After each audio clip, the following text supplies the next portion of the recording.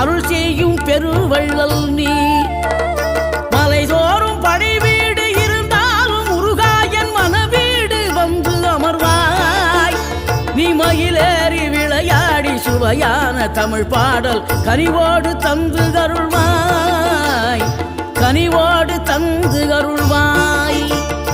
ஆறுபடை வீடும் அருள் வழங்கும் முருகா அருகே நீ ஓடோடிவா. மூவிரண்டு முகம் ஜொலிக்க 6 கரங்களுடன் ஆதரவு தரவோ